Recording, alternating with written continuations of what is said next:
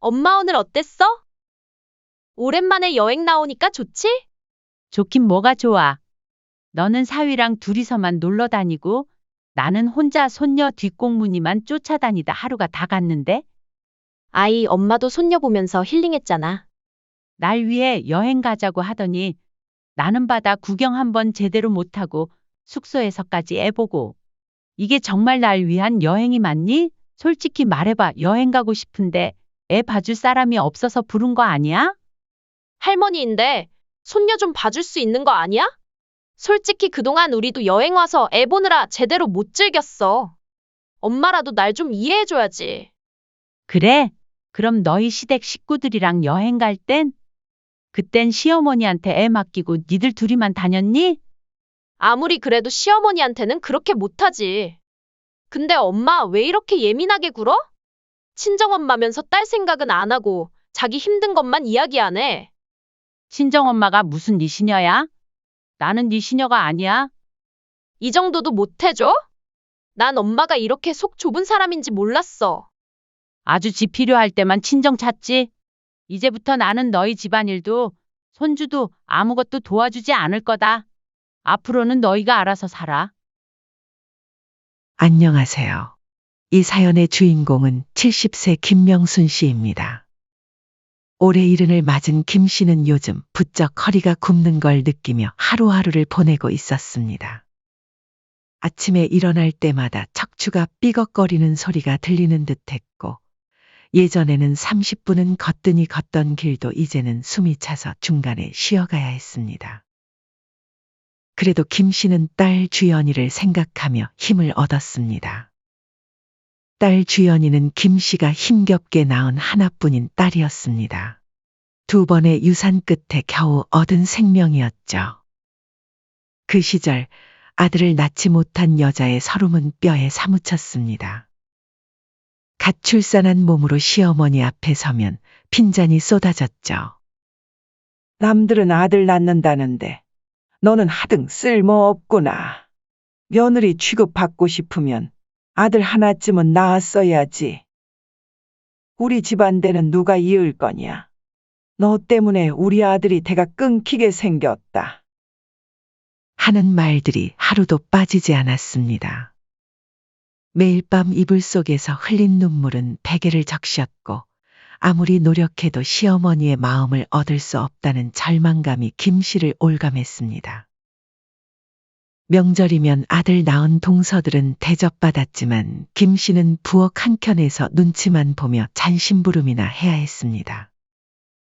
제사상을 차리고 음식을 나를 때도 사람들 뒤에서만 머물러야 했고 식사 자리에서는 늘 맨 끝이었습니다. 얘 가서 국그릇 좀 더 가져와.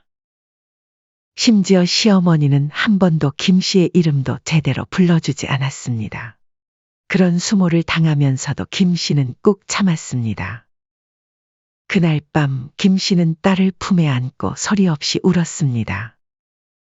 그럼에도 불구하고 김 씨는 딸을 낳은 것을 단 한 번도 후회한 적이 없었습니다. 딸이 해맑게 웃을 때면 세상의 핍박도 서러움도 잠시 잊혀졌습니다. 작은 2 손으로 엄마의 얼굴을 감싸고 엄마, 사랑해라고 말할 때면 온 세상을 다 가진 것 같은 행복감이 밀려왔죠. 시간은 흘렀습니다. 김 씨는 억척스럽게 일하고 아끼며 딸을 키웠습니다. 그렇게 모든 것을 딸에게 쏟아부은 결과 딸은 어머니의 사랑과 뒷바라지를 등에 업고 무사히 대학을 졸업했고 몇 해 전에는 성실한 남자와 결혼해 사랑스러운 손녀 수연이까지 낳았습니다. 딸이 아장아장 걷던 시절부터 꿈꿔왔던 행복한 가정을 이제야 눈앞에서 이룬 것 같아 김 씨는 세상을 다 가진 기분이었습니다. 그때는 딸 낳았다고 천대받았지만 지금은 이렇게 딸 가진 게 부러움이 되는 세상이니 참 다행이지.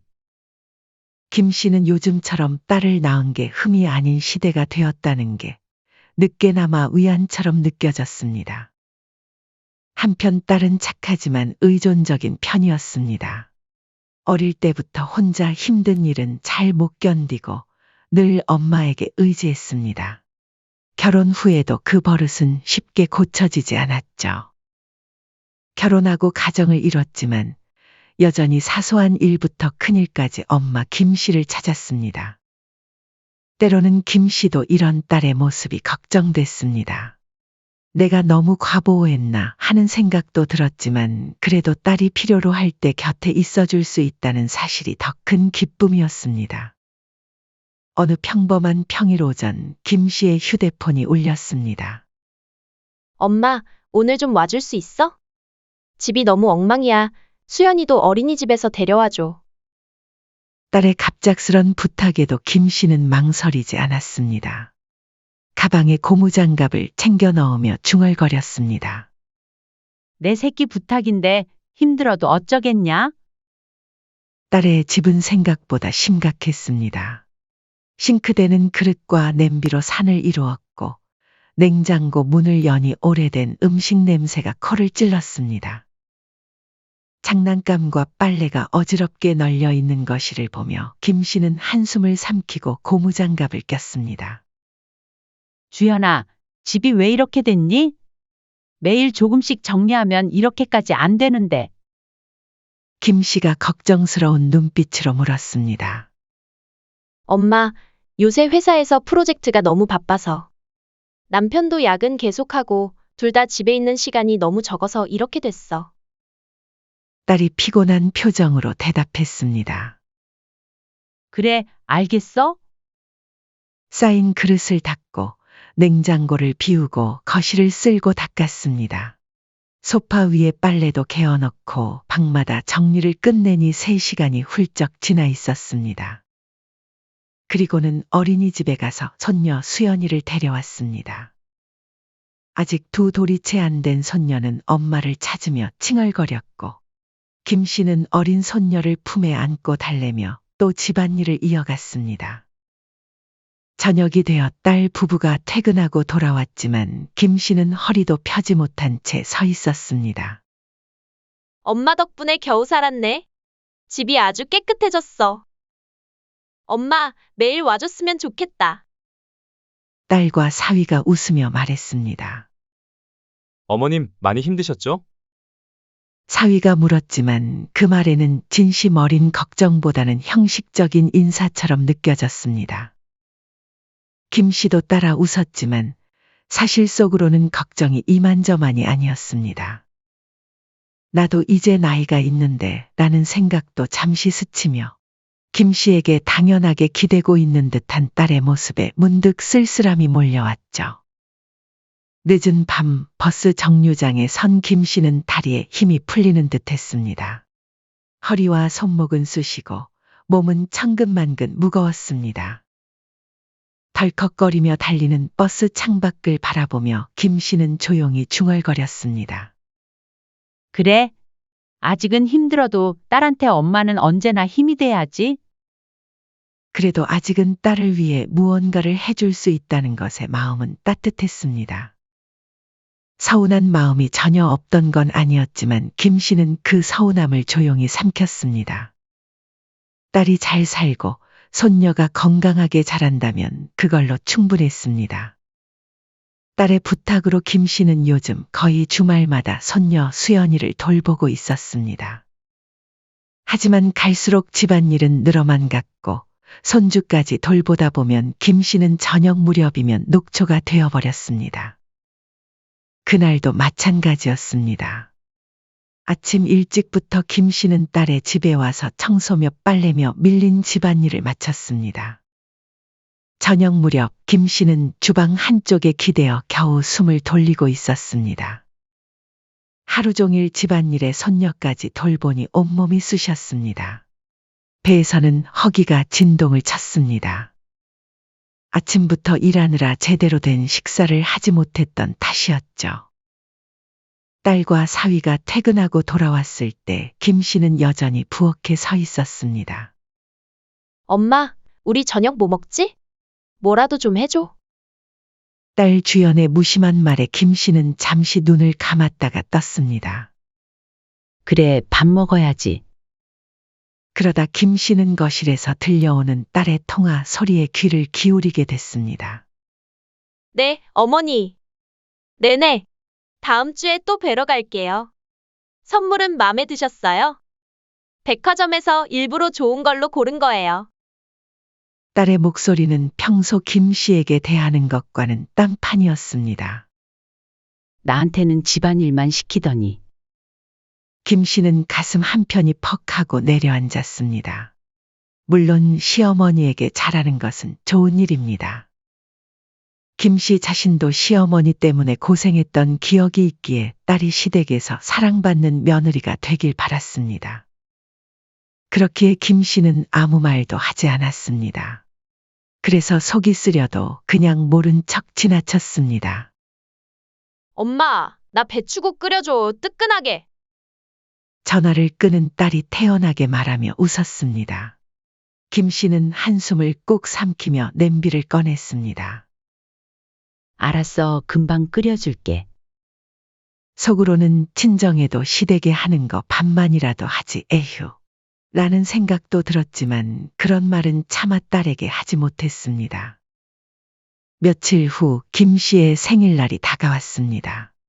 그래도 딸이 무엇이라도 챙기려 오겠지 하는 기대가 있었습니다. 생일 전날 김 씨는 집안을 깨끗이 청소하고 작은 케이크도 예약해 두었습니다.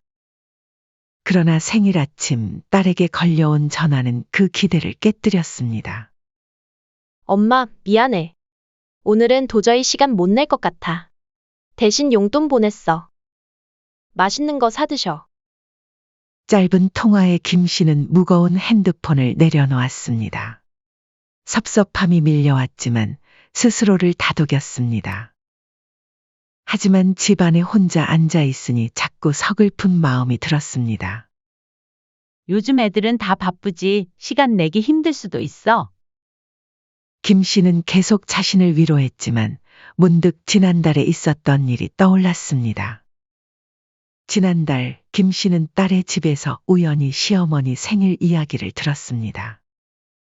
딸은 시어머니 생일날에는 직접 찾아가 함께 식사를 하고 선물도 전하며 심지어 여행까지 보내드렸다는 사실을 자랑스럽게 이야기하고 있었습니다. 딸은 김 씨의 생일을 용돈 보내는 걸로 퉁치고 시어머니에게는 따뜻한 시간을 함께 나누고 더 많은 정성을 쏟았습니다. 그래도 김 씨는 이해하려 했습니다. 나는 친정이라 편하고 시댁은 어려워서 더 신경 쓰는 걸 거야. 속으로는 친정 엄마를 더 신경 쓰겠지. 김 씨는 애써 그렇게 스스로를 설득하며 삼켰습니다. 하지만 더 깊은 상처는 남편 기일날에 발생했습니다. 김 씨는 몇 년 전 먼저 세상을 떠난 남편을 위해 혼자 조촐하게 제사상을 준비하고 있었습니다. 딸도 아버지를 많이 사랑했고 남편도 딸을 많이 아꼈기 때문에 오늘만큼은 딸이 꼭 올 거라고 믿고 있었습니다. 김 씨는 몇 번이나 핸드폰을 들었다 놓기를 반복했습니다. 하루 종일 눈치를 보며 기다렸지만 오전이 지나고 오후가 되어도 딸은 오지 않았습니다. 겨우 저녁 무렵 짧은 문자 한 통이 왔습니다. 엄마, 미안해. 오늘 갑자기 일이 생겼어. 다음에 따로 찾아뵐게. 김 씨는 핸드폰 화면을 멍하니 바라보았습니다. 그리고는 혼자 상을 차리고 남편 영정 앞에 앉았습니다. 딸이 일이 많이 바쁜가 보네. 당신이 좀 이해해줘요. 김 씨는 조용히 자신을 다독이며 술잔을 남편 사진 앞에 올렸습니다. 기일이 지나고 일주일 후 김 씨는 또다시 딸의 부탁으로 집에 가게 되었습니다. 그리고 그날 김 씨는 매우 충격적인 사실 하나를 알게 되었습니다. 그날은 딸이 손님 맞이를 위해 김 씨에게 도와달라고 연락한 날이었습니다. 엄마, 이번 주말에 직장 동료들이 오기로 했어. 제대로 대접해야 해. 팀장님도 오신대. 딸의 말에 김 씨는 정성스럽게 준비한 재료들을 손에 들고 딸의 집을 찾았습니다. 저녁 준비가 다 끝나고 김 씨는 약간은 허탈한 마음을 안고 소파에 앉았습니다. 잠시 눈을 감고 몸을 쉬었습니다. 바로 그때였습니다. 딸 부부는 김 씨가 피곤해 지쳐 눈을 감고 있으니 잠이 든 줄 알았던 모양이었는지 거실 옆 주방에서 딸과 사위가 작은 목소리로 대화를 나누기 시작했죠. 순간 김 씨는 무언가 쎄한 느낌이 들어 몸을 움직이지 않고 그대로 있었습니다. 딸과 사위는 아무런 거리낌 없이 이야기를 이어갔습니다. 저번 주 주말에 제주도 진짜 좋았지? 우리 어머니가 며느리가 여행 보내줬다고 되게 좋아하시더라. 다행이다. 나도 시댁 식구들이랑 좋은 시간 보내서 좋았지 뭐. 잠깐 저번 주 주말이면 김 씨는 머릿속으로 빠르게 계산했습니다. 그날은 바로 남편의 기일과 겹치는 날이었습니다. 딸은 남편의 기일에 시댁 식구들과 제주도 여행을 다녀온 것이었습니다. 딸이 작은 목소리로 말했습니다. 아버지 기일에는 엄마한테는 일 있다고 거짓말했어. 알면 서운해할까봐. 김 씨는 조용히 주먹을 움켜쥐었습니다. 거짓말까지 하면서 아버지 기일에 안 오고 시댁 챙기러 제주도까지 간 거야? 그제야 김 씨는 깨달았습니다. 딸에게 더 이상 친정은 그저 평소에는 필요할 때만 찾고 정작 중요한 순간에는 뒷전으로 미뤄지는 존재였다는 것을 말이죠. 가슴 깊은 곳이 스르르 무너져 내렸습니다. 차라리 몰랐다면, 그냥 바빠서 못 온 줄만 알았다면 이렇게까지 아프지는 않았을 것입니다. 그동안 딸에게 바라던 것은 대단한 것이 아니었습니다. 그저 진심 어린 마음뿐이었죠. 김 씨는 잠시 후 눈을 뜨고 자리에서 일어났습니다. 딸 부부는 놀란 듯 김 씨를 바라봤습니다. 엄마, 일어났어? 좀 더 주무시지. 딸이 어색하게 웃으며 말했습니다. 김 씨는 담담한 표정으로 가방을 챙겼습니다. 이제 가볼게. 네, 벌써요? 식사라도 하시고 가세요. 아니, 그냥 갈게. 너희들끼리 손님 잘 대접해. 김 씨는 더 이상 아무 말도 하지 않고 문을 향해 걸어갔습니다.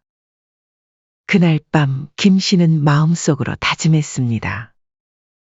이제는 딸한테 너무 기대하지 말자. 내가 먼저 거리를 두자. 서럽고 아프지만 더 이상 혼자 기대하고 혼자 서운해하는 일은 하지 않기로 했습니다. 이제는 스스로를 위한 시간을 가져야 할 때였습니다. 눈물이 볼을 타고 흘러내렸지만 김 씨의 마음은 어느 때보다 단단했습니다. 김 씨는 요즘 딸한테 전화가 오면 먼저 한숨부터 나왔습니다. 그간의 서운함은 여전히 가슴 한구석에 남아 있었습니다.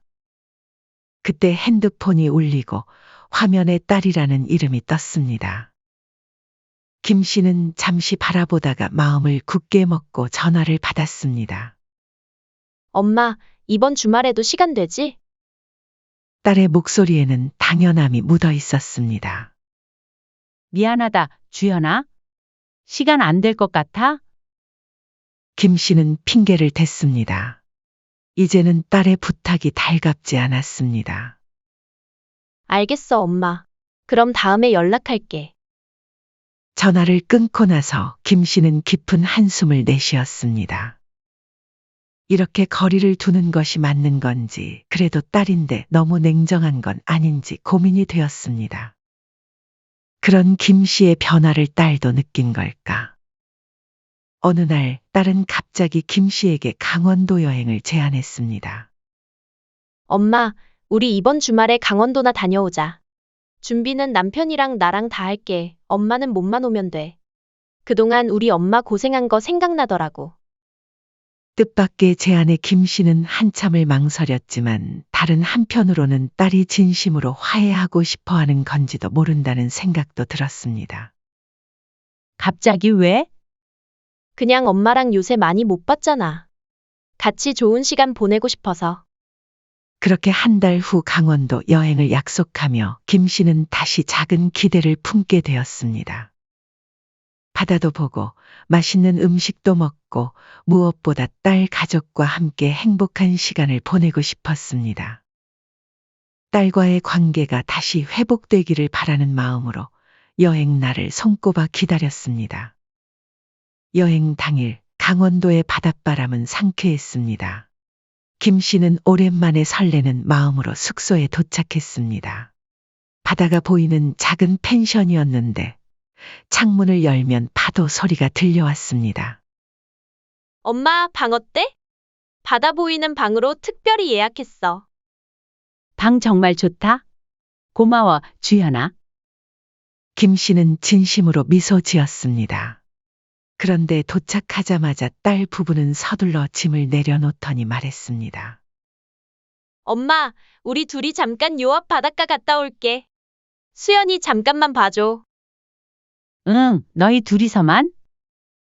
김 씨가 묻기도 전에 딸은 환하게 웃으며 말했습니다. 엄마도 밑에 카페에서 편히 쉬고 있어. 금방 갔다 올게. 순간 김 씨의 가슴에 실망감이 밀려왔습니다. 김 씨는 품에 손녀를 안은 채 어리둥절했습니다. 아니, 이렇게 애를 나한테 맡기고 가면 나보고 어떻게 편히 쉬라는 거야. 당연히 어린 손녀는 한자리에 가만히 있지 않았습니다. 음료수를 엎지르고 의자에서 내려오겠다고 보채고 김 씨는 허리를 굽혀 아기를 붙잡고 간식이며 물티슈를 챙기느라 진땀을 뺐습니다. 근데 이번 여행을 날 위해서 온 거라고 하지 않았나? 김 씨는 쓴웃음을 삼켰습니다. 자신이 기대했던 가족 여행은 이런 게 아니었습니다. 결국 또다시 딸 부부를 위한 베이비시터 역할로 전락한 것 같아 서글펐습니다. 그날 하루 김 씨는 손녀를 안고 해변을 따라 쫓아다녔습니다. 바다는 코앞이었지만 발끝에도 닿지 못했습니다. 실컷 파도 소리를 들으며 휴식을 취하고 싶었지만 그런 여유는 허락되지 않았습니다. 아이는 지칠 줄 모르고 이리저리 뛰어다녔고 김 씨는 숨이 차서 겨우겨우 뒤따랐습니다. 저녁 무렵 숙소에 돌아왔을 때 김 씨는 완전히 녹초가 되어 있었습니다. 다리에 힘이 풀려 침대에 털썩 주저앉았습니다. 그 와중에도 딸과 사위는 손녀를 김 씨에게 맡기고 둘이서 숙소 근처 야경을 보고 온다며 나갔습니다. 엄마, 우리 잠깐만 나갔다 올게. 수연이 씻기고 재워줘. 딸과 사위는 마치 당연한 듯 김 씨의 말이 다 끝나지도 않은 채 숙소에서 나가버렸습니다. 손녀를 재운 뒤에도 허리가 끊어질 것처럼 아팠지만 김 씨는 말없이 불 꺼진 방 안에 앉아 있었습니다. 그리고 다시 한번 자신의 처지를 생각했습니다. 이게 진짜 나를 위한 여행이 맞나? 아니면 그냥 나한테 애 맡기고 둘이 여행을 즐기려고 나를 부른 거 아니야?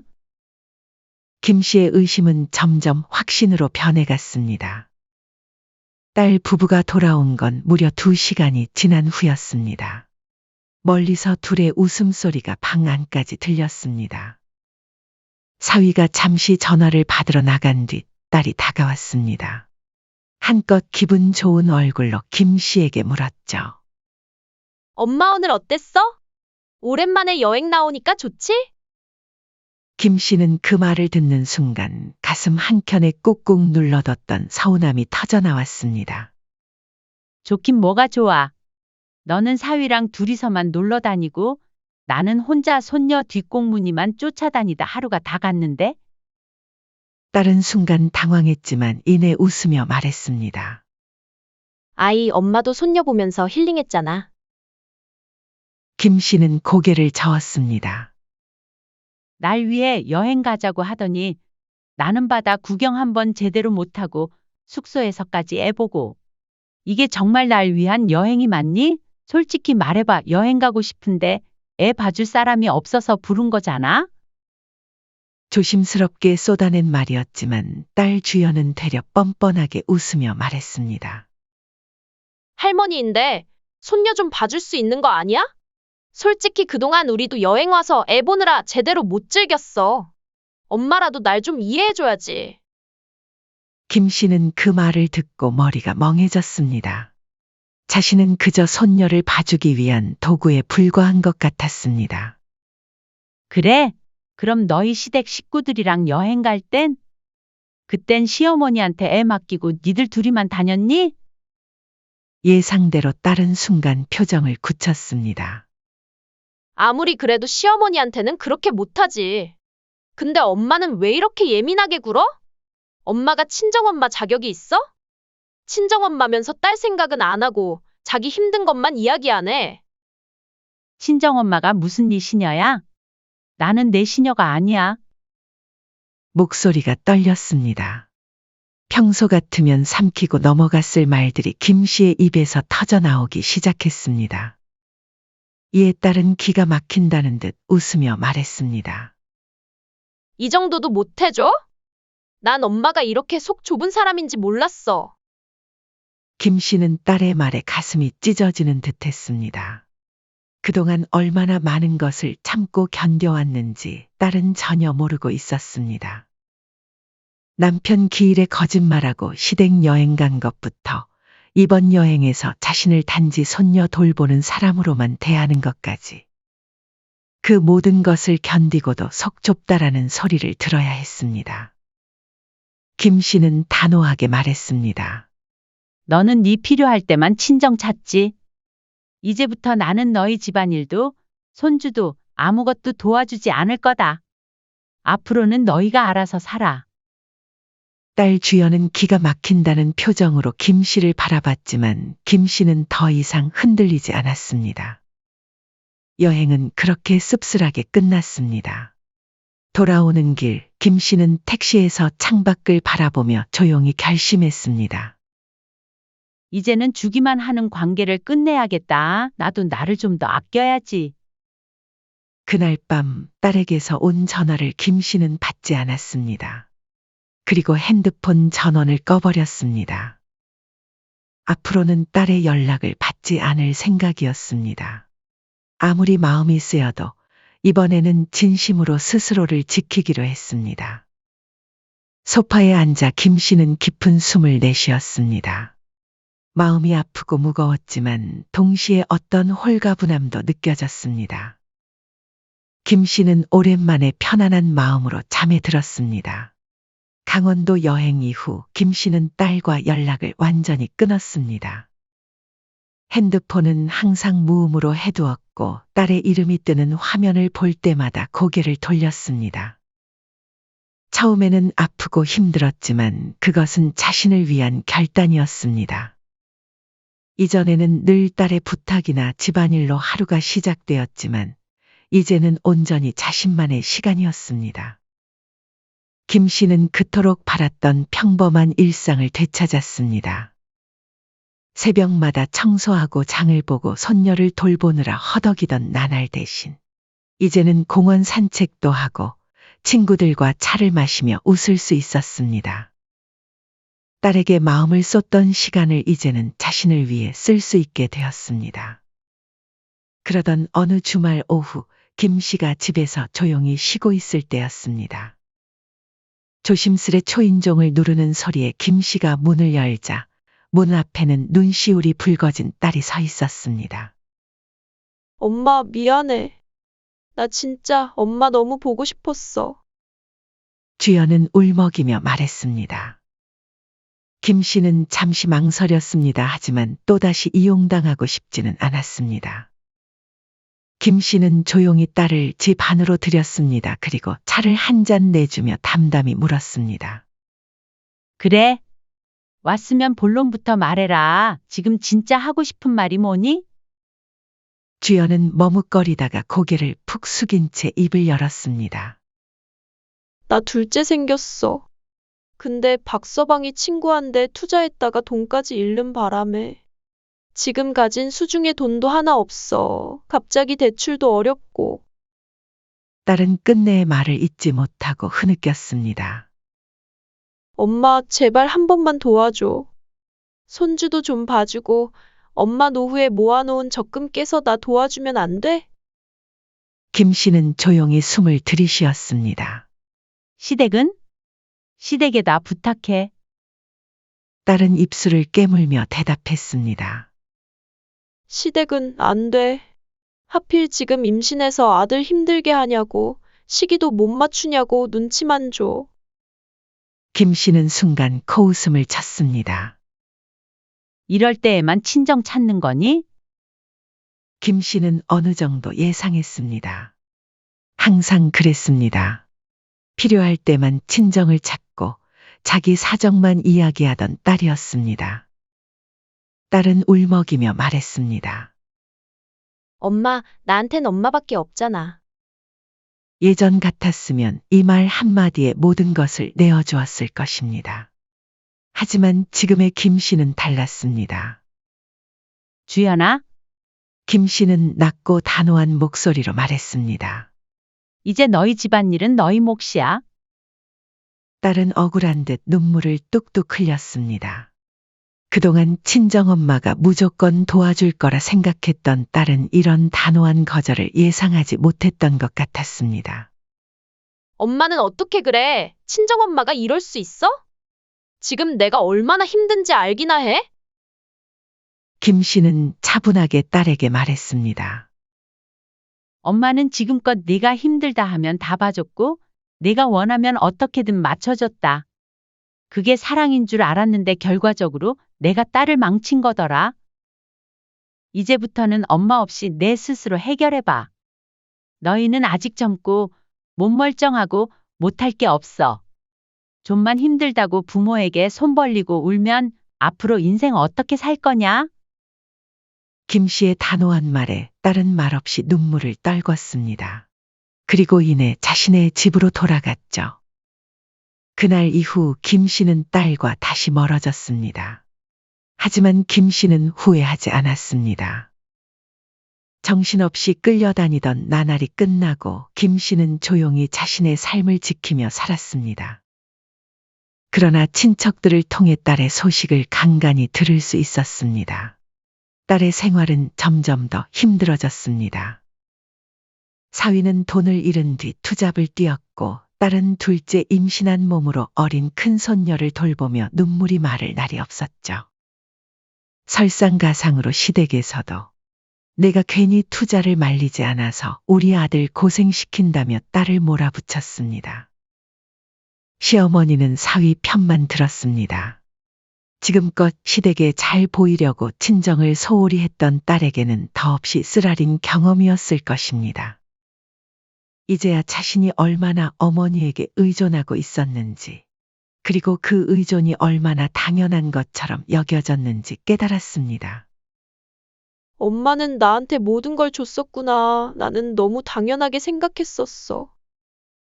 딸은 갓난아기를 품에 안고 손을 곱씹으며 눈물을 삼켰습니다. 시간은 흘러 딸은 더 초췌한 모습으로 김 씨를 다시 찾아왔습니다. 머리카락은 정리되지 않았고 통통했던 딸은 얼굴 살까지 빠져 헬쑥한 모습이었습니다. 엄마, 내가 잘못했어.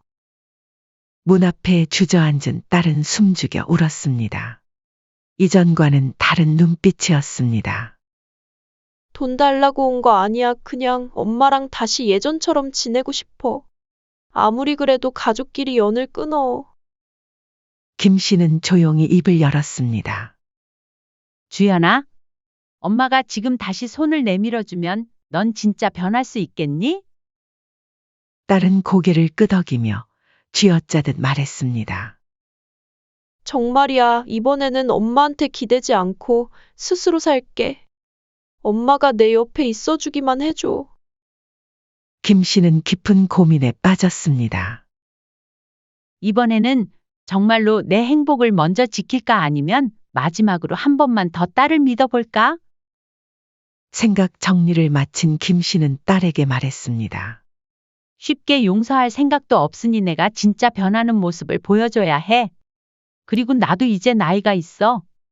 너만큼 엄마의 인생도 소중하다는 걸 내가 인정해줘야 해.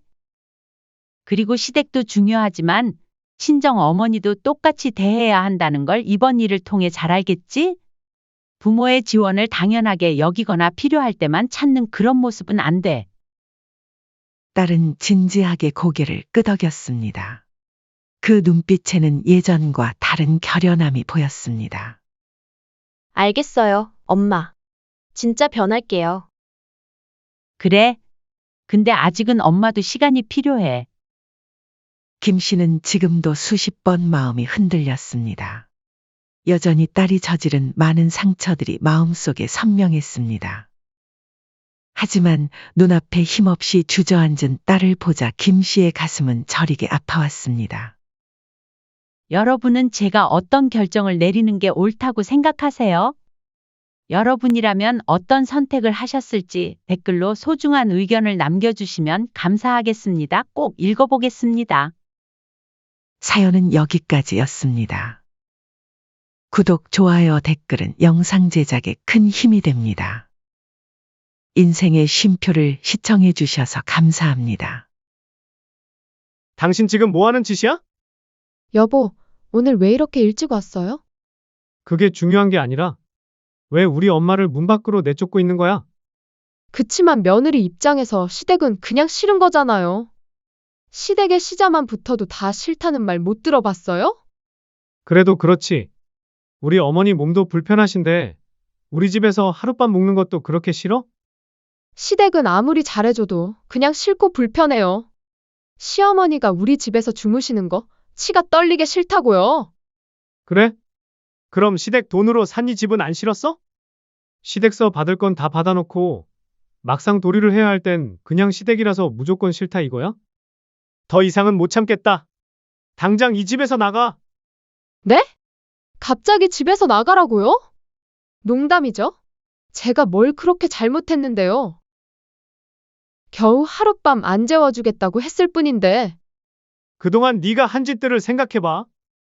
명절에 시댁 가도 손님 행세만 하면서 손 하나 까딱 안 하고? 아무리 시댁에서 잘해줘도 시댁이라 그냥 싫다는 네가 정상인 줄 알았어? 물건도 문제 있으면 반품하잖아. 너도 문제가 있으니 처가로 다시 돌려보내는 게 맞겠지.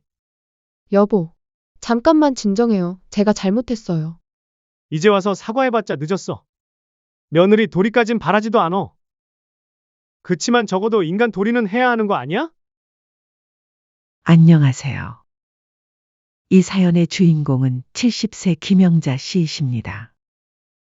김 씨와 남편은 한평생을 농사를 지으며 살아온 농부 부부입니다. 하지만 그냥 평범한 농부 부부가 아니었습니다. 김 씨 부부가 가진 땅은 꽤 넓었고 농장의 규모도 커서 일꾼들을 여러 명 두고 있을 정도였습니다. 그동안 열심히 일해서 모은 재산으로 자식들에게 부족함 없이 해주고 평소 봉사활동과 기부도 꾸준히 하며 덕을 쌓으며 베푸는 그런 사람이었죠. 김 씨에게는 올해 40살이 된 아들이 하나 있었습니다. 아들은 대기업에 다니는 회사원으로 4년 전에 결혼을 했습니다. 아직 손주는 없지만 부모의 전폭적인 지원 덕분에 풍족한 삶을 누리고 있죠. 결혼 당시 김 씨는 아들을 위해 서울 마포구의 아파트를 대출 없이 턱 사주었습니다. 그 당시 아파트 값이 얼마였는지 생각해보면 정말 큰 돈이었지만 김 씨는 아들의 결혼이 행복하기를 바라는 마음으로 아무런 망설임 없이 그 큰 돈을 내놓았습니다. 딱히 며느리에게 예단을 바란 것도 아니었습니다. 김 씨는 며느리에게 직접 말했습니다. 얘야, 예단할 돈으로 그냥 내 필요한 거 사렴. 아깝게 뭐 그런 걸 다 하니? 김 씨의 마음은 단순했습니다. 며느리를 귀한 손님처럼 대하며 그저 좋은 것만 해주고 싶었던 것이죠. 실제로 결혼 이후 4년 동안 며느리 생일마다 용돈도 두둑이 주었고 시댁에서 사준 명품 가방만 해도 벌써 여러 개가 되었습니다. 주변 사람들은 김 씨를 보며 참 좋은 시어머니라고 칭찬하곤 했죠. 심지어 김 씨는 며느리가 부담스러워할까봐 먼저 배려했습니다. 굳이 자주 안 만나도 된다. 그리고 며느리는 귀한 집 딸인데 뭐 하려고 하지 마라. 며느리는 김 씨의 말에 감동하며 이렇게 말했었죠. 어머니, 저는 시댁 진짜 잘 만난 것 같아요. 이런 시부모님이라면 100명, 1000명도 모시고 살 수 있어요. 말이라도 그렇게 해주니 고맙구나. 그 말을 들었을 때 김 씨는 정말 뿌듯했습니다. 아들도 좋은 며느리를 만났고 며느리도 시댁을 좋아하니 앞으로 화목하게 잘 살기만 하면 된다 생각했죠. 겉으로는 아무 문제 없어 보이던 아들 부부였지만 최근 김 씨는 전업주부인 며느리에게 며느리 도리를 문제로 불만을 느끼기 시작했습니다. 처음에는 그냥 신혼이라 바쁘고 정신없어서 그런가 보다 했습니다. 하지만 결혼 1년이 지나고 2년이 지나고 3년이 지나도 며느리의 태도는 전혀 달라지지 않았습니다. 아니, 오히려 시간이 지날수록 더 심해지는 것 같았습니다. 며느리는 시댁의 호의를 마치 당연한 권리인 양 받아들이면서도 정작 자신이 뭔가 해야 할 때는 온갖 핑계를 대며 피하려고 했죠. 김 씨는 며느리의 그런 태도를 보면서도 참고 또 참았습니다. 아들에게 털어놓고 싶은 마음도 있었지만 그러면 아들이 중간에서 어려워할 것 같았죠. 내가 뭘 잘못했을까? 며느리에게 너무 잘해줘서 버릇이 나빠진 걸까? 하지만 그저 아들의 결혼 생활이 평화롭기를 바라는 마음이 컸기 때문에 김 씨는 며느리의 그런 태도를 보면서도 참고 또 참았습니다. 하지만 속으로는 점점 서운함이 쌓여가고 있었죠. 특히 명절 때 며느리가 보이는 태도는 정말 가관이었죠. 매해 명절이면 김 씨는 아들과 며느리 맞이를 위해 새벽부터 일어나서 차례상을 준비했습니다. 삼시세끼 밥상까지 챙기고 설거지에 뒷정리까지 모든 걸 혼자서 했죠. 그런데 며느리는 김 씨가 부엌에서 땀을 뻘뻘 흘리며 요리를 하는 동안 안방에 틀어박혀서 휴대폰만 보고 있었습니다. 누워서 드라마를 보거나 인터넷 쇼핑을 하면서 시간을 보냈죠. 김 씨가 수정아, 밥 다 됐으니까 나와서 밥도 뜨고 수저도 좀 놔줘라. 라고 부르면 며느리는 꾸물꾸물 나와서는 궁시렁거리며 이렇게 말했습니다. 며느리는 손님인데 손님한테 일을 시키시네. 밥을 다 먹고 나서도 마찬가지였습니다. 김 씨가 설거지를 하고 있으면 며느리는 다시 안방으로 들어가서 쉬었죠. 아들이 보다 못해서 며느리에게 조심스럽게 말했습니다. 여보, 우리 오늘 저녁 먹은 건 우리가 설거지할까? 엄마가 너무 힘들어 보여. 그러자 며느리는 콧방귀를 뀌며 대답했습니다. 무슨 손님이 설거지를 해? 손님한테 설거지 시키는 사람이 어딨어? 아들이 난처한 표정을 지으며 다시 말했습니다. 그래도 엄마 혼자 다 하시니까. 아니, 왜 자꾸 나한테 일 시키려고 그래? 시댁은 당신 집이니까 하고 싶으면 당신이 혼자 해. 며느리는 목소리를 높이며 화를 냈습니다. 결국 아들이 혼자서 설거지를 하게 되었죠. 이런 일이 한두 번이 아니었습니다. 김 씨는 며느리의 그런 모습을 볼 때마다 가슴이 답답했습니다. 김 씨는 아들이 중간에서 어려워하는 모습이 안쓰럽기도 했습니다. 하지만 며느리의 태도는 점점 더 뻔뻔하고 심해져만 갔죠. 며느리는 자신의 친구들을 집에 수시로 불러서 시끌벅적하게 놀았습니다. 아들도 같이 사는 집에 자신의 친구들이 데려와서 술도 마시고 떠들어대곤 했죠. 반면에 며느리는 시댁 식구들이 집에 오는 것은 극도로 꺼려했습니다. 김 씨가 서울에 볼 일이 있어서 아들에게 연락할 때마다 며느리는 온갖 핑계를 댔습니다. 수정아, 내일 서울 가는데 집에 잠깐 들러도 될까? 오랜만에 우리 얼굴도 보고 같이 식사라도 하는 건 어떠니? 아들이 며느리에게 물어보면 며느리는 항상 이런 식으로 대답했습니다. 죄송해요, 어머니. 집에 친구들이 와서 어려울 것 같아요. 다음에 또 연락하면 이런 식이었죠. 청소를 못해서 정신이 없어요. 어머니 오시기에는 집이 너무 지저분해요. 심지어는 이런 말까지 했습니다. 집에 누가 오시면 제가 피곤해서 몸살이 나요. 제가 좀 예민한 편이라서. 김 씨는 이런 뻔한 핑계를 들을 때마다 마음이 상하곤 했습니다. 며느리의 친구들은 언제든지 와도 되는데 정작 시어머니는 오면 피곤하다니요. 한 번은 또 김 씨가 직접 만든 반찬을 가져다 주니 며느리는 또 이렇게 말했습니다. 어머니, 그냥 택배로 보내주세요. 굳이 집에 오시지 마시고요.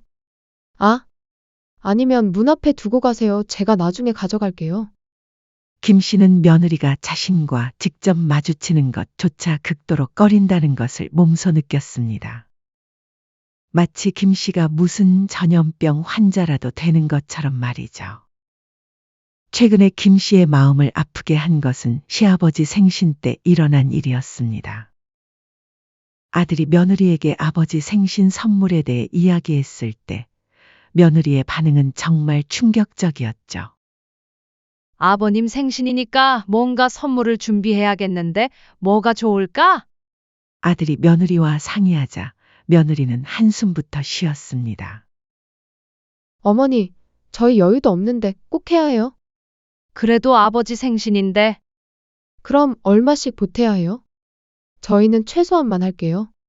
너무 비싼 건 부담스러워요. 며느리는 액수부터 따지며 마지못해 하는 티를 팍팍 냈습니다. 김 씨는 그 이야기를 아들에게 들으면서 정말 어이가 없었죠. 아니, 우리가 그동안 며느리한테 해준 게 얼만데? 아파트까지 사줬는데 시아버지 생신 선물은 돈 없다고? 정말 어이가 없네. 이 모든 상황을 겪으면서 김 씨는 며느리에게 점점 정이 떨어지기 시작했습니다. 처음에는 젊으니까 그럴 수도 있지라고 생각했지만 이제는 이건 정말 아니다라는 생각이 들었죠. 그리고 마침내 결정적인 사건이 터졌습니다. 바로 이번 설 명절 때 일어난 일이었죠. 평소와 다르게 이번 명절에는 아들이 혼자 김 씨 집에 내려왔습니다. 김 씨는 며느리가 어디 아픈 건 아닌지 걱정이 되어 아들에게 물어봤죠. 얘, 수정이는 왜 안 왔니? 어디 몸이라도 아픈 거야? 아니에요. 엄마 신경 쓰지 마세요. 그냥 이번 명절에는 각자 지내기로 했어요. 아들의 목소리에 김 씨는 뭔가 이상한 느낌이 들었습니다. 명절에 부부가 각자 지낸다는 게 말이 되나 싶었죠. 무슨 일 있었니? 너희 싸웠어? 아들이 한참을 망설이다가 입을 열었습니다. 엄마, 제가 아내한테 이번 명절 때 하루는 우리 본가 시가에 머물고 하루는 처가에서 잠을 자고 오자고 했거든요. 그래, 그런데? 아들의 표정이 어두워졌습니다. 그런데 아내가 노발대발하면서 소리를 지르더라고요. 뭔 소리 하냐고. 시댁에서 잠을 자는 게 얼마나 힘든 일인데 진짜 그딴 말 꺼내지도 마. 라고요.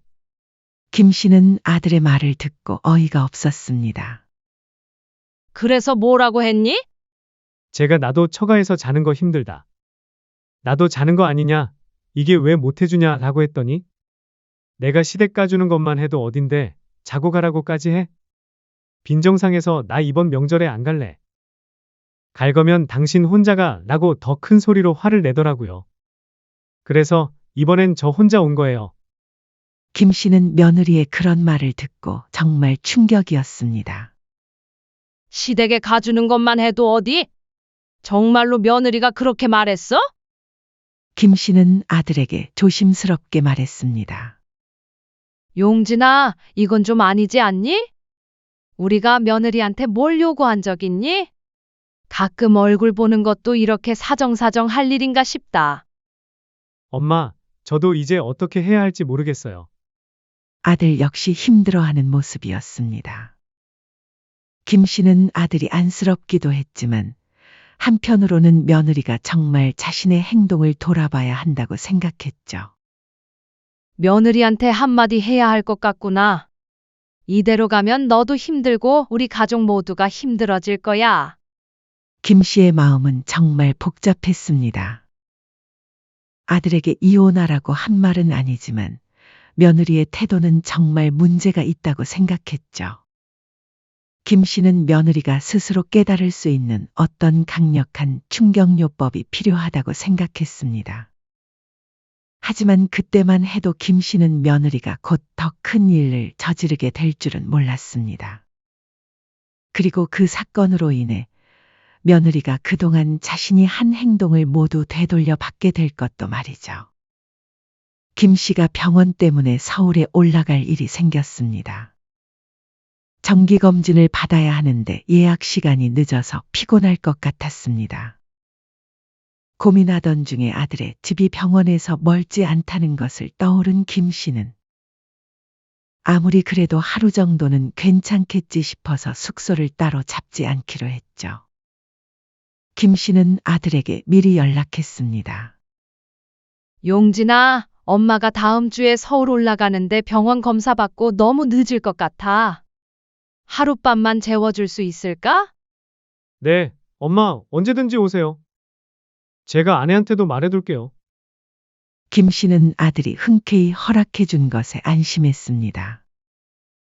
하지만 막상 서울에 올라가서 아들 집 문을 두드렸을 때 문을 연 며느리의 표정은 정말 싸늘했습니다. 어머니 오셨어요. 며느리는 김 씨를 보자마자 언짢은 표정을 숨기지도 않았습니다. 마치 반갑지 않은 손님이라도 된 것처럼 말이죠. 수정아, 아들한테 미리 말해뒀는데 오늘 하룻밤만 재워줄 수 있을까? 김 씨가 조심스럽게 말하자 며느리는 팔짱을 끼고는 차갑게 대답했습니다. 죄송해요, 어머니. 저희 집에서 주무시는 건 조금 어려울 것 같아요. 응, 뭐라고? 김 씨는 순간 자신이 잘못 들은 줄 알았습니다. 갑자기 그게 무슨 소리니? 전까지 이런 얘기는 없었잖아. 어머니, 오늘은 호텔 가서 주무세요. 저희 집은 불편하실 거예요. 그리고 남편한테는 어머니가 호텔 가시고 싶다고 하셨다고 제가 말해둘게요. 수정아, 내가 매번 부탁하는 것도 아니고 하룻밤 정도는 괜찮지 않겠니? 나도 지방에서 올라와서 병원 검사도 받고 너무 피곤해서 그래. 김 씨가 사정을 설명해도 며느리는 전혀 꿈쩍하지 않았습니다. 저는 시어머니랑 같이 자는 거 불편해요. 며느리는 목소리를 높이며 대답했습니다. 김 씨는 며느리의 그런 매서운 태도에 몹시 당황스러웠죠. 한 방에서 같이 자자는 것도 아니고 그게 그렇게 불편하니? 당연한 거 아니에요? 저희 집에 시댁 사람들이 있으면 제가 불편하다고요. 그리고 요즘 누가 아들 집에 와서 자요? 며느리의 목소리는 점점 더 날카로워졌습니다. 그치만 갑자기 이 늦은 시간에 호텔을 어떻게 구해? 그럼 오늘만이라도. 김 씨가 말을 마치기도 전에 며느리는 갑자기 김 씨의 팔을 거칠게 잡았습니다. 안 돼요. 제발 좀 가세요. 그리고 며느리는 말이 끝나기 무섭게 김 씨를 현관 밖으로 밀어냈습니다. 그리고는 정말로 현관문을 쾅 닫아버렸죠. 김 씨는 갑작스러운 일에 어리둥절할 수밖에 없었습니다. 방금 전까지 며느리와 대화하고 있었는데 순식간에 문 밖으로 쫓겨난 것이었습니다. 김 씨는 닫힌 문 앞에서 멍하니 서 있었습니다. 70평생 살아오면서 이렇게 모욕적인 일을 당해본 적이 없었죠. 더구나 아들의 집에서 이런 취급을 받다니 눈물이 주르륵 흘러내렸습니다. 그리고 깊은 모욕감이 한꺼번에 밀려왔습니다. 내가 뭘 잘못했다고 이런 취급을 받아야 하지. 김 씨는 그 자리에서 발걸음을 뗄 수 없었습니다. 바로 그때였습니다. 퇴근하고 돌아오던 아들이 엘리베이터에서 내려오다가 현관 앞에서 눈물을 흘리고 있는 김 씨를 발견한 것이죠. 엄마! 엄마 왜 바닥에서 그러고 계세요? 김 씨가 눈물을 흘리고 있는 모습을 본 아들은 깜짝 놀랐습니다. 아들은 상황을 파악했습니다. 어머니가 집에 들어오지도 못하고 문 밖에서 눈물을 흘리고 있는 이유를 말이죠. 순간 아들의 얼굴이 활화산처럼 변했고 문을 벌컥 열고 집 안으로 들어갔습니다. 며느리는 소파에 앉아서 태연하게 TV를 보고 있었습니다. 당신 지금 뭐 하는 짓이야? 어머, 여보, 오늘 왜 이렇게 일찍 왔어요? 그게 중요한 게 아니라 왜 우리 엄마를 문 밖으로 내쫓고 있는 거야? 아들의 목소리는 분노로 떨리고 있었습니다. 며느리는 움찔했지만 여전히 뻔뻔한 태도를 버리지 않았습니다. 며느리한테 시가는 그냥 싫은 거야. 시댁에 시 자가 붙으면 다 싫다는 말 못 들어봤어? 그래도 그렇지. 어머니가 우리 집에서 하룻밤 묵는 것도 그렇게 싫냐? 며느리의 대답을 들은 아들은 정말 어이가 없었습니다. 하지만 며느리는 끝까지 자신의 잘못을 인정하지 않았습니다. 시댁은 아무리 잘해줘도 그냥 불편해. 어머니가 우리 집에서 주무시는 거 정말 치가 떨리게 싫다고. 아들의 얼굴은 분노로 일그러졌습니다. 시댁이 싫다고? 그럼 시댁 돈으로 산 이 집은 안 싫었어? 며느리와 아들의 말다툼이 격해졌지만 며느리는 끝까지 자신의 잘못을 인정하지 않았죠. 아들은 더 이상 대화가 불가능하다는 것을 깨달았습니다. 더 이상은 못 참겠다. 아들은 단호하게 명령했습니다. 지금 당장 이 집에서 나가.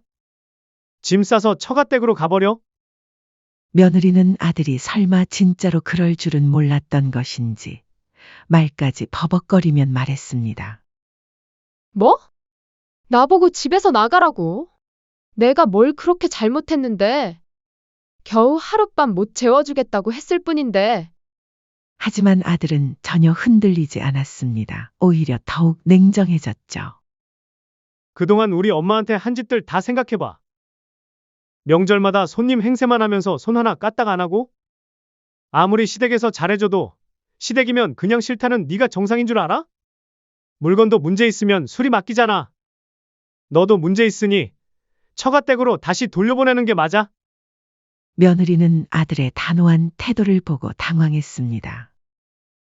지금까지는 아들이 자신 편을 들어줄 거라고 생각했었죠. 여보, 진정해.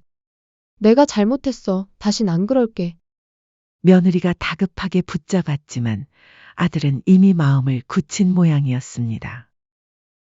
이제 와서 사과해봤자 늦었어. 며느리 도리는 바라지도 않아. 그치만 적어도 사람 도리는 해야지. 며느리는 울면서 짐을 쌌습니다. 어머니한테도 진심으로 사과할게. 제발 한 번만 더 기회를 줘. 며느리가 애원해도 아들은 냉정했습니다. 기회는 이미 충분히 줬어. 짐 싸서 나가 당장. 며느리는 결국 친정으로 쫓겨나게 되었습니다. 그동안 김 씨와 시댁이 해준 모든 것들을 잃어버린 채로 말이죠. 인과응보란 게 정말 있구나. 며느리가 짐을 싸서 나가는 모습을 보면서 김 씨는 정말 통쾌했습니다. 그동안 참았던 모든 순간들이 한순간에 해결된 기분이었죠. 며느리가 그동안 자신에게 했던 무리한 행동들을 생각하니 뿌린 씨를 거두게 된 것이 당연하다고 생각했습니다. 며느리는 그동안 시댁을 무시하고 함부로 대했던 대가를 치르게 된 셈이죠. 하지만 이것은 시작에 불과했습니다. 며느리가 당하게 될 진짜 서력은 이제부터였죠. 아들은 며느리가 나간 다음 날부터 바로 이혼 소송 절차를 밟기 시작했습니다. 김 씨는 아들의 그런 단호한 모습을 보면서 한편으로는 대견하기도 했지만 다른 한편으로는 안쓰럽기도 했어요. 아들아, 정말 후회 없겠니? 김 씨가 조심스럽게 물어보자 아들은 확신에 찬 목소리로 대답했습니다. 엄마, 전혀 후회 안 해요. 오히려 왜 이제서야 이혼을 결정했나 싶어요. 엄마, 그동안 엄마가 얼마나 힘드셨을지 생각하니까 정말 죄송해요. 제가 아들로서 역할을 제대로 못했네요. 늦었지만 이제라도 옳은 선택을 하고 싶어요. 아들의 말을 들으니 김 씨의 마음도 한결 가벼워졌습니다. 며칠이 지나자 예상했던 일이 일어났습니다. 며느리와 처가댁 식구들이 아들 집까지 찾아온 것이죠. 김 씨가 아들 집에 있을 때였습니다. 초인종이 울리더니 문 너머로 며느리의 목소리가 들려왔어요. 여보 문 좀 열어줘. 아들은 문을 열지 않았습니다. 할 말 있으면 밖에서 해. 그때 또 다른 목소리가 들려왔습니다. 며느리가 처가 어른들이 함께 온 것 같았습니다. 아들이 마지못해 문을 열자 며느리와 처가댁 식구들이 모두 들어왔습니다. 그들은 김 씨와 아들 앞에서 바닥에 무릎을 꿇었어요. 사돈, 정말 죄송합니다. 제가 사돈 얼굴 볼 낯이 없습니다. 장모가 김 씨에게 깊이 고개를 숙이며 말했습니다. 저희 딸이 어려서 철이 없었습니다. 제발 너그러이 용서해 주세요. 며느리도 눈물을 흘리며 김 씨에게 빌었습니다. 어머니, 제가 정말 잘못했어요. 다시는 이런 일 없을 거예요. 제발 한 번만 더 기회를 주세요. 장인도 아들에게 애원했습니다. 최서방, 우리 딸이 철이 없었네. 이번에 제대로 교육시킬 테니까 제발 한 번만 더 기회를 주면 안 되나? 하지만 아들은 냉정하리만큼 단호했습니다. 죄송합니다. 장인어른 이제 와서 사과해도 이미 늦었습니다.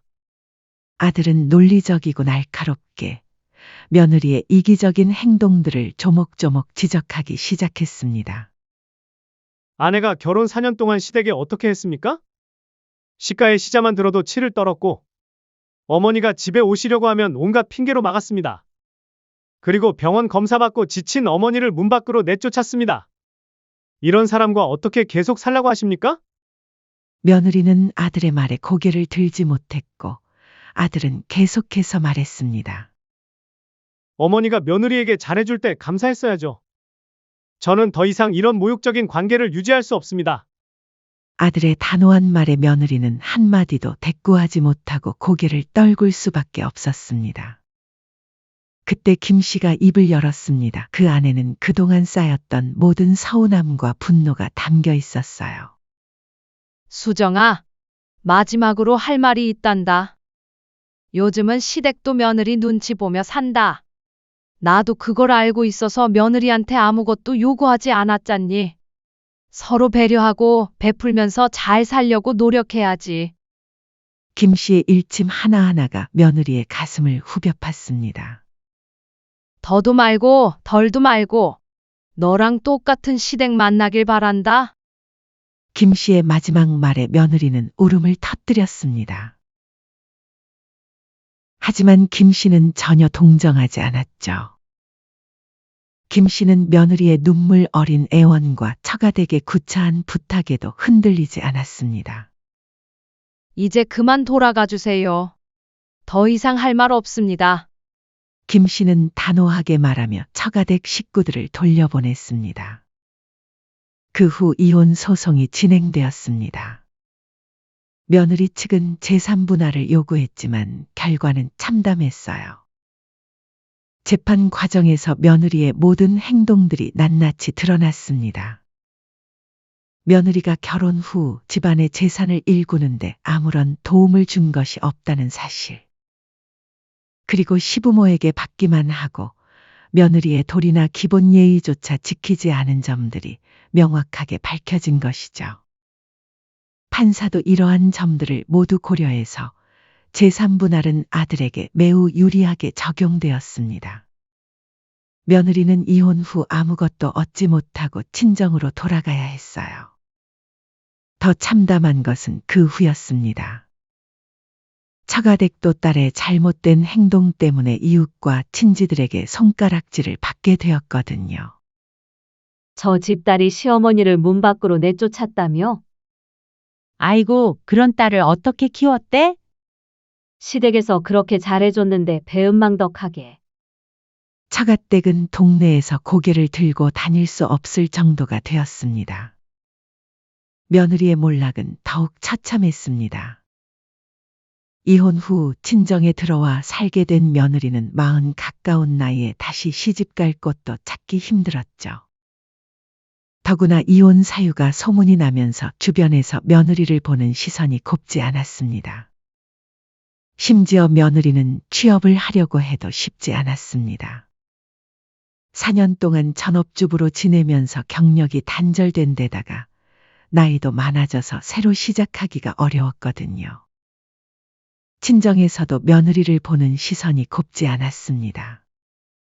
동네 망신을 시켰다는 이유로 부모님한테 잔소리를 들어야 했죠.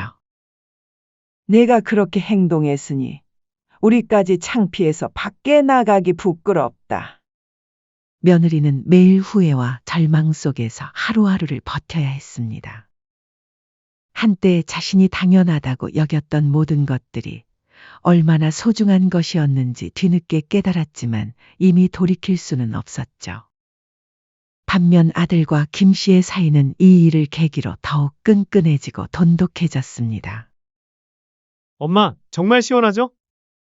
아들이 김 씨에게 물어보자 김 씨는 환하게 웃었습니다. 그래, 정말 시원하다. 그동안 참았던 게 다 풀린 기분이야. 아들은 홀가분한 마음으로 김 씨를 더욱 살뜰히 챙겼습니다. 명절 때도 김 씨 혼자 모든 준비를 하지 않도록 아들이 직접 도왔죠. 엄마, 제가 할게요. 엄마는 쉬세요. 고마워, 우리 아들. 두 사람은 서로를 배려하며 정말 행복한 일상을 보냈습니다. 몇 달 후 아들이 김 씨에게 말했습니다. 엄마, 제가 다시 결혼을 생각할 때도 엄마와 상의해서 신중하게 결정할게요. 이번에는 정말 엄마를 잘 모시고 서로 존중하는 그런 사람을 만나고 싶어요. 김 씨는 아들의 그런 마음이 고마웠습니다. 아들아, 엄마는 내가 행복하면 돼. 하지만 이번에는 사람을 제대로 보고 결정하자. 주변 사람들은 김 씨를 보며 진심으로 부러워했습니다. 김 씨는 정말 복받은 아들을 두었어. 아들이 어머니 편을 확실히 들어주니까 얼마나 든든해. 며느리 잘못 만나면 시어머니가 고생하는 건데 아들이 똑바로 판단해서 다행이야. 김 씨는 이런 말들을 들을 때마다 정말 뿌듯했습니다. 효도하는 아들과 평화롭고 행복하게 여생을 보내는 김 씨의 모습이야말로 진정한 해피엔딩이었습니다. 그리고 어딘가에서는 며느리가 자신이 저지른 잘못의 대가를 혹독하게 치르고 있겠죠. 김 씨가 마지막에 한 말처럼 똑같은 시가를 만나서 자신이 했던 그대로 당하면서 말입니다. 정말로 인과응보라는 것이 있다는 것을 보여주는 완벽한 결말이었습니다. 사연은 여기까지였습니다. 구독, 좋아요는 영상 제작에 큰 힘이 됩니다. 알림 설정을 하시면 더욱 새롭고 재밌는 사연을 빠르게 즐기실 수 있습니다. 인생의 쉼표를 시청해 주셔서 감사합니다.